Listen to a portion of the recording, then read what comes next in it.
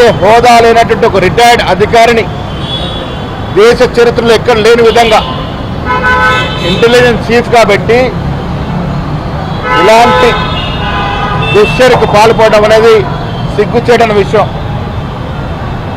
అధికార హోదా లేని ప్రభాకర్ రావు రిటైర్ అయిన తర్వాత వారిని ఐజీ హోదాలో కూర్చోబెట్టి ప్రతి 2 నెలలకి చీఫ్ సెక్రటరీ ఈ ఫోన్ ట్యాపింగ్ మీద రివ్యూ చేయాల్సి ఉండగా కూడా దాదాపు సంవత్సరం పాటు రివ్యూ చేయకుండా మాలాంటి వాళ్ళ పేర్లన్నీ కూడా మా పూర్తి పేరు దాంట్లో మెన్షన్ చేయకుండా మమ్మల్ని నక్సలైట్ సింపథైజర్గా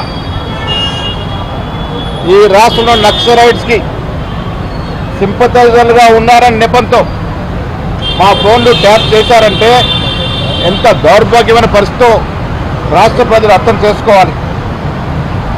ఇవాళ కేటీఆర్ గారు సిగ్గు మగ్గు లేకుండా బయటకు వచ్చి తామేదో నీతిమంతులమని నిజాయితీ పరులమనే మాట చెప్తా ఉన్నాడు. కేటీఆర్ గారు సిగ్గుతో తలవంచుకోవాలి.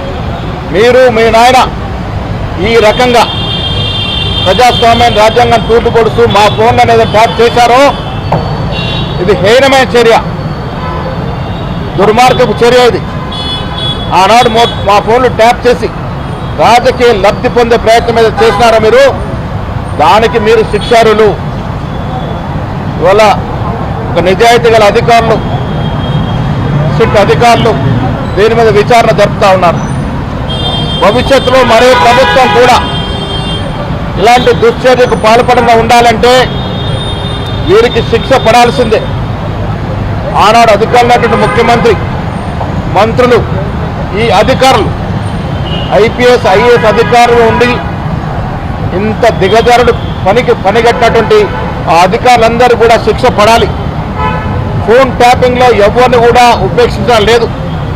నేను రాష్ట్ర ప్రభుత్వాన్ని విజ్ఞప్తి చేస్తూ ఉన్నాను, సజావుగా విచారణ జరిపి ఇలాంటి హీనమైనటువంటి చర్యకు పాల్పడిన అది రాజకీయ నాయకులు కావచ్చు, ఆనాడు అధికారులు కావచ్చు, ఎవరిని కూడా ఉపేక్షించకుండా కఠినమైన శిక్ష పడాల్సిందిగా నేను ప్రభుత్వాన్ని విజ్ఞప్తి చేస్తూ ఉన్నాను.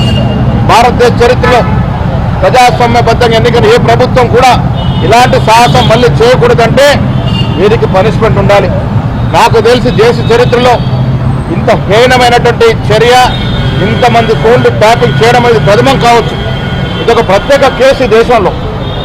అందుకే సుప్రీంకోర్టు కానీ ఇక్కడున్నట్టు కోర్టు కానీ దీన్ని తీవ్రంగా పరిగణించి దీంట్లో పాలు పంచుకున్నటువంటి అధికారులు, రాజకీయ నాయకులు అందరికీ కూడా తీవ్రంగా శిక్షించాల్సింది కోరుతా ఉన్నాను. ట్యాపింగ్లో కొంతమంది న్యాయమూర్తులు అంటే వారి అవసరాల కోసము ఆనాడు కేటీఆర్ వారి రాజకీయ అవసరాల కోసము రాజకీయ నాయకుల ఫోన్లు ట్యాప్ చేశారు, కొంతమంది జడ్జిల ఫోన్లు ట్యాప్ చేశారు, కొంతమంది విలేకరుల ఫోన్ ట్యాప్ చేశారు, కొంతమంది వారి హామీలో పనిచేసే అధికారుల ఫోన్లు ట్యాప్ చేయడం అంటే ఇదొక హేయమైన చర్య. మాతో పాటు కొంతమంది బీజేపీ ఆనాడు టీడీపీ నాయకులు కూడా ఫోన్లు ట్యాప్ చేశారు. బీఆర్ఎస్ ప్రభుత్వం వారి అవసరానికి అనుగుణంగా ఈ ఫోన్ ట్యాపింగ్ని వాడుకుంది. వారి రాజకీయ మనుగడ కోసం, మా మూవ్మెంట్ని ట్రాక్ చేయడం కొరకు, మా పార్టీని నాశనం చేయడం కొరకు ఈ ట్యాపింగ్ వాడుకున్నారు. కాబట్టి వారికి తీవ్రంగా శిక్ష పడాల్సిందే. మేము కాంగ్రెస్ ఎక్కడెక్కడ ఓడిపోయామో ఈ ఫోన్ ట్యాపింగ్ వల్ల చాలా చోట్ల మాకు నష్టం జరిగింది. మా మూవ్మెంట్లు పసిగట్టగలిగినారు, మా యాక్టివిటీని ట్రేస్ చేయగలిగినారు. దానివల్లే కొన్ని చోట్ల మేము ఓడిపోగలిగినాం. ఇది చాలా తీవ్రమైన నేరం. ఇది అందరికి కూడా శిక్ష పడాల్సిందే. చెబుతామన్నారు, మా వద్ద నుంచి పూర్తి సమాచారం తీసుకున్నారు. వారు చెప్పారు మీ ఫోన్ ట్యాపింగ్లో ఉందని.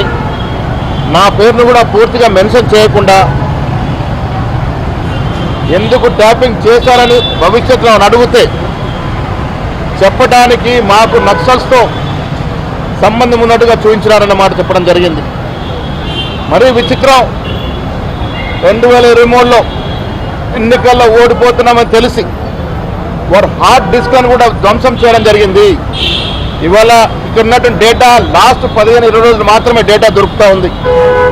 ప్రభాకర్ రావు ఆనాడు చీఫ్ సెక్రటరీ ఇరువురు కలుసుకొని ఎన్నికలకు ముందు దాదాపు 2 సంవత్సరాలు ట్యాపింగ్ ఏదో చేస్తున్నారు మా ఫోన్లు. ఆ హార్డ్ డిస్క్లను కూడా కాలు పెట్టడం జరిగింది, ధ్వంసం చేయడం జరిగింది. అది కూడా ఒక పెద్ద నేరం. ఇవాళ ఉన్న డేటా లిమిటెడ్ డేటా ఉంది, దాని మీద విచారణ జరుగుతూ ఉంది. మేము కూడా మాకు జరిగిన ఇబ్బందులను కూడా మా విచారణ వెల్లడించినాం. ఆనాడు అకస్మాత్తుగా మా కార్లు ఆపేవారు. నేను నిజామాబాద్ వెళ్తా ఉంటే చాలా సందర్భాల్లో నా కారు ఆపి తనిఖీలు చేసేవారు. అనుక్షణం మమ్మల్ని నీడలా వెంటాడినటువంటి పోలీస్ అలాంటి దుశ్చర జరిగినాయి కాబట్టి వాటన్నిటికీ వివరించడం జరిగింది. పలుమార్లు మమ్మల్ని అవసరం చేసినారు అకారణంగా. అవన్నీ కూడా విచారణ అధికారి ముందు చెప్పడం జరిగింది. Thank you.